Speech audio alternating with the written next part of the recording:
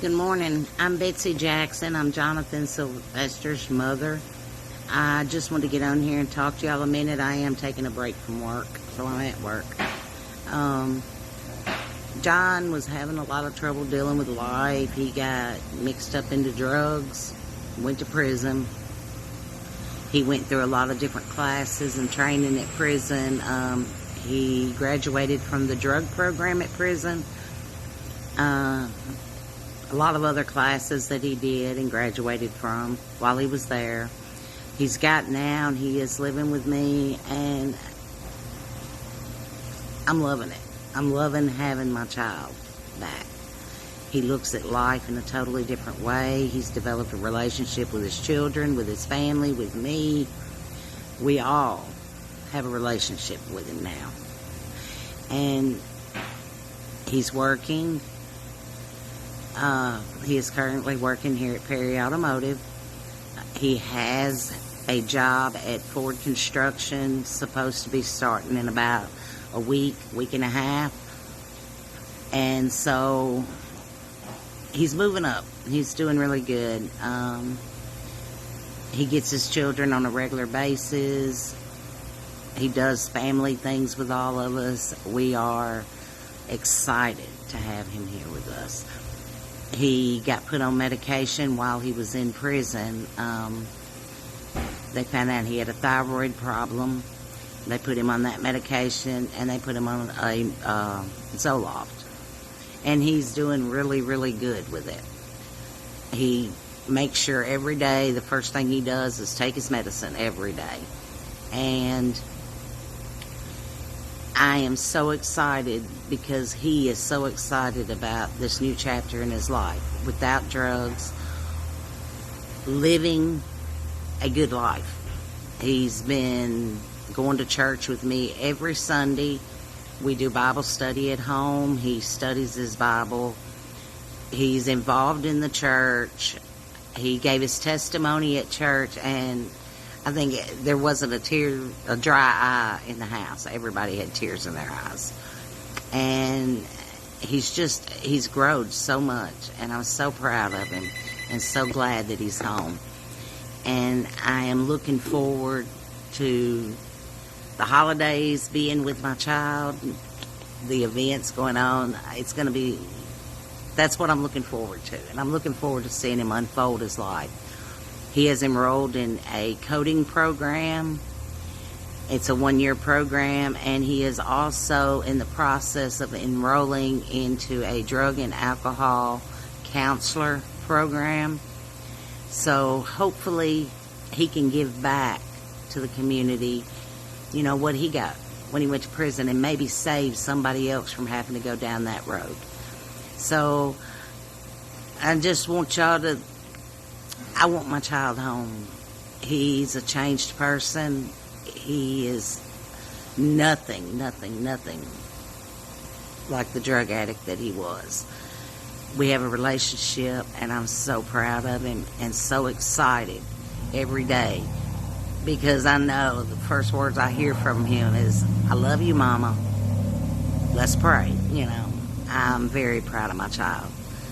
And my phone number is 731-617-2754 if you need to contact me. I will also be at court with him. Thank you. Have a great day. And for the next year, I kind of ran wild after that, because the way I looked at things is, well, I'll never be able to get this back. And the meth at the time made me feel complete, like anything I could do. I wasn't scared to go out in public no more. I wasn't scared to talk to people. I liked being around people. Thought I was happy. Well, I did a lot of shady stuff. Finally, one day I broke down and told my mom that I was on drugs, and she sent me to her best friend's house, and I got sober. I stayed sober there for a little while. I stayed there 6 months. I came back, come back home to my mom, and I was working. I was doing good. I went to work at the Ford dealership as an automotive technician, and she let my brother move in, and he was still on it, and I wound up getting back on it. Well, that led me down an even darker path. I had this girl that I thought I was in love with. She told me I would never understand her, and she was on a needle, a full-blown needle junkie. And so I decided to try it, and once I tried that, my life changed forever. The only thing I cared about was getting high. I didn't care about my kids. I didn't care about what happened to me. I didn't care about my family. I went off the grid for a year. I ran around. I basically stayed high for a full year. I did anything and everything I could do just to keep chasing that high. Well, I wound up getting arrested on December 18th of 2018, which was my birthday. I got arrested for possession of Schedule II with intent to delivery. It was only like 3/4 of a gram is what they found. I sat in jail for 9 months with no contact to my family or my friends. And in those 9 months, I wanted to change. I wanted to get better. I wanted to get sober, but I don't believe I reached rock bottom. And also, I tried doing it on my own. I'm 34 years old. For the past 3 years, I've had God in my life. So I tried it my way for 31 years, and I wound up in prison. My next 31, I'm trying it His way. I got out of county jail. I didn't make it a month. I was back getting high again. Well, I was doing pretty good at hiding it, I thought. Well, I decided to go down to Mississippi, and I went and seen a friend of mine and went by Tunica. It was Thanksgiving weekend, and on my way home, I got pulled over. And I got charged with DUI, and now they're currently charging me with possession of Schedule II, and they're trying to give me 25 years.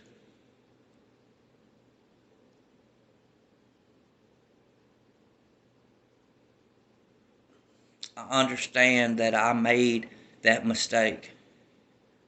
But after that happened, right there, I bonded out. I come to Tennessee, and within a year, I went to jail. They sent me to prison for 16 months. Well, when I got to prison, I didn't have nobody. Mama wouldn't answer the phone. Here was the tough love. I didn't even talk to my kids. I had no way to call them. I had no money in there. I made a decision that changed my life. I gave my life over to God. I've been sober ever since. I have no longer have the urge. I asked Him to take that away from me. I figured I'm going to take this time that they gave me in prison to better myself. Well, had a 4-year sentence. I only did 16 months. I went through a 9-month-long drug rehab and got clean. I did excellent in the program. I learned what an alcohol and drug counselor is, and it made me want to be one. I got out of prison in February, and I'm back home. I'm living with my mom. I get my kids every weekend. I work. Do you know how nice it is just to be able to go and to a simple birthday party and be able to buy your nephews gifts, be able to be in their lives?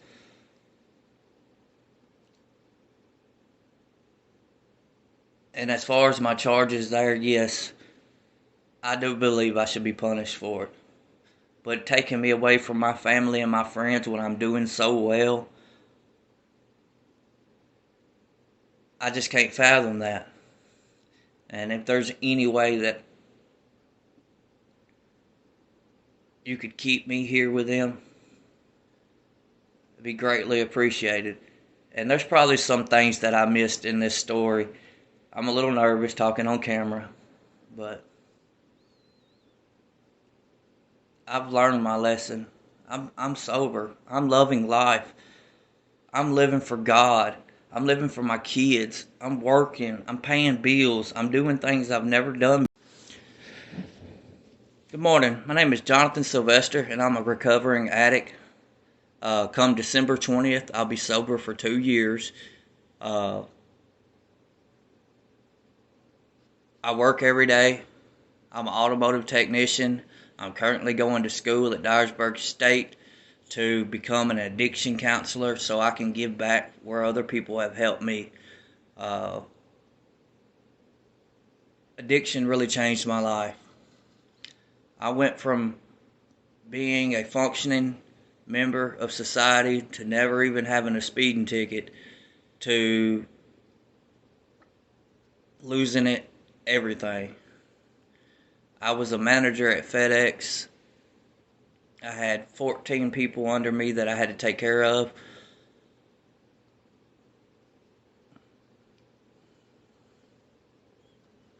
But my drug addiction all started when I was working 3 jobs and somebody asked me to buy them a box of Sudafed. So I did, and it turned into a horrific nightmare. But I don't believe that was the start of my addictive behavior. When I was a kid, I grew up in a pretty rough childhood. My dad was a drunk. He liked to put his hands on us, but he never really just totally beat us. He'd whoop us and leave bruises. My parents didn't make the best decisions, but neither did I. But I was only a kid at the time.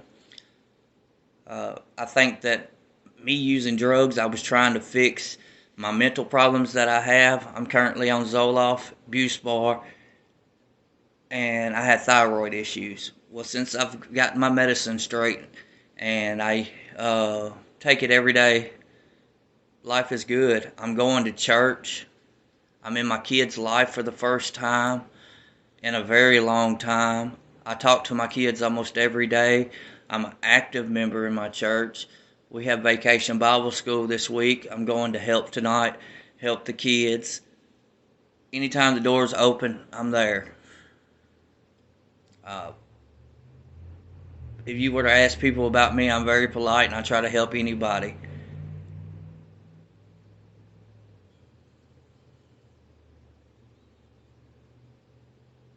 But like I said, alright, here's my story. It all started when somebody asked me to buy them a box of Sudafed.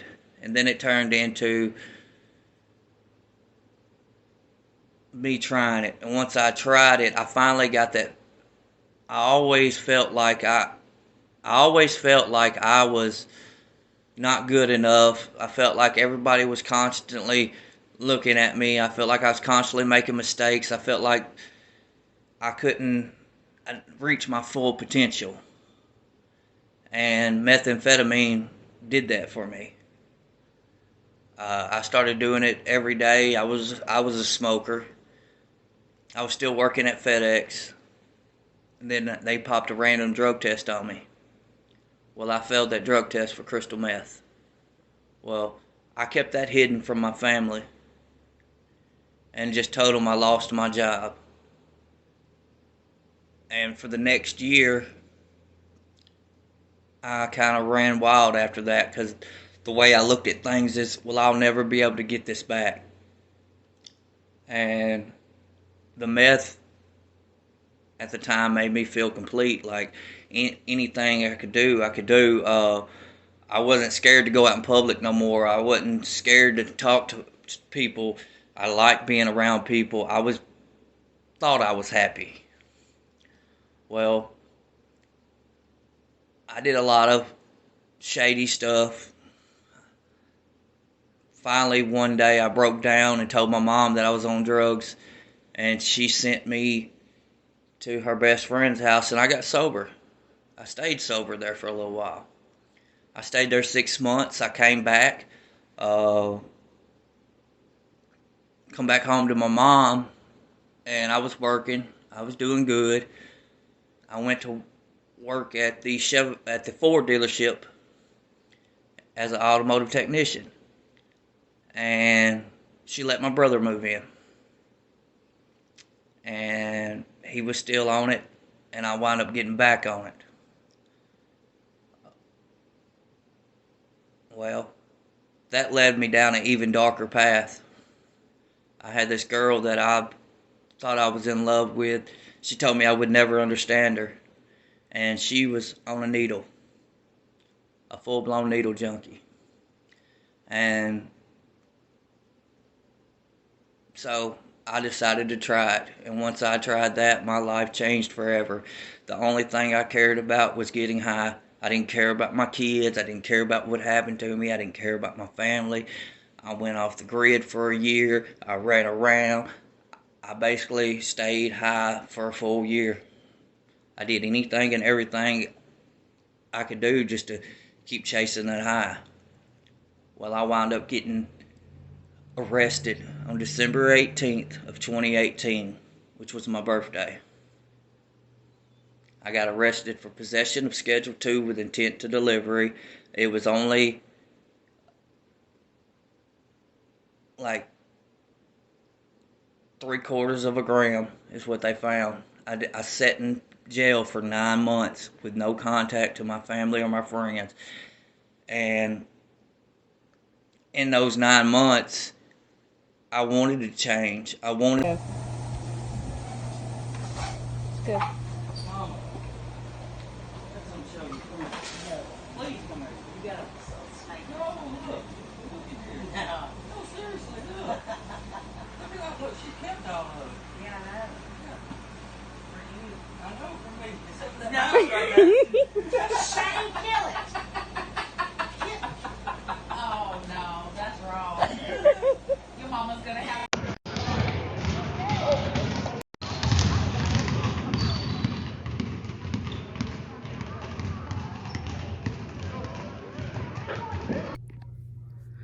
My name is Dawn Hemby, and I'm the Youth Services Officer with the Lauderdale County Juvenile Court in Ripley, Tennessee.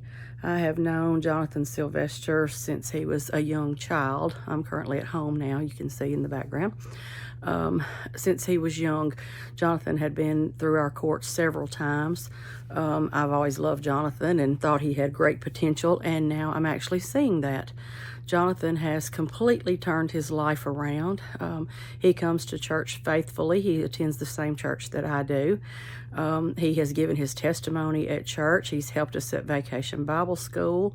And I think Jonathan has passed the point of the drug addiction that he had, which caused a whole lot of his criminal activity. And he is now trusting God. And I truly believe that. I'm here to help him any way I can. And I hope that the court gives him another chance and realizes that everybody makes mistakes, and Jonathan has learned from his, and I truly believe he's turned his life around. I can be reached at the Lauderdale County Juvenile Court Monday through Friday from 8 to 4:30 p.m. and the number there is 731-635-3505. I told Jonathan I would be happy to even come to the state of Mississippi and testify on his behalf if need be. I don't do that for many people. I don't do that for anybody unless I truly believe they have turned themselves around, and Jonathan is one of those people. Thanks. Bye.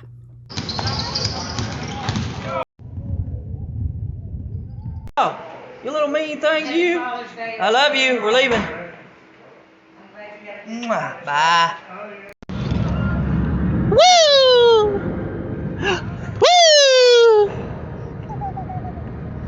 Woo! Well, I just got home from work. I'm out in the garden with my mom, planting tomato plants. I'm tired, but gotta keep Mama happy. Mama ain't happy, ain't nobody happy. Well, it's 5:30, just got off work. Had a long, hard day. Got stuff done, made people happy. Just got the ProMaster fixed. It was a wheel speed sensor. Gotta clear the codes out.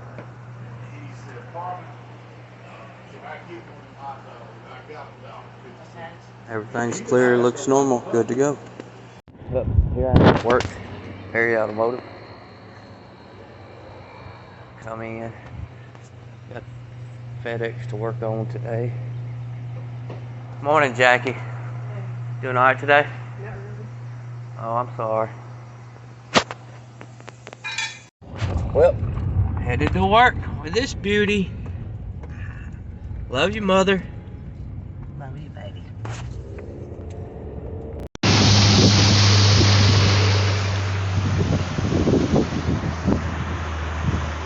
Have a picture?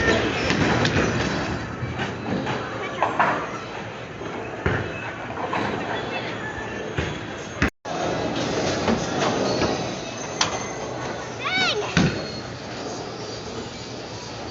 Would you put those chicken wagons on, baby? Be careful.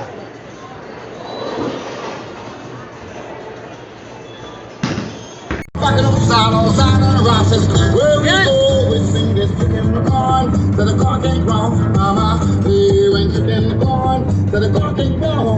Hey, Get it, when boy. chicken the corn, so the You corn know can't that's grow. putting you Mama, on hey, video. when chicken the corn, so the corn can't grow.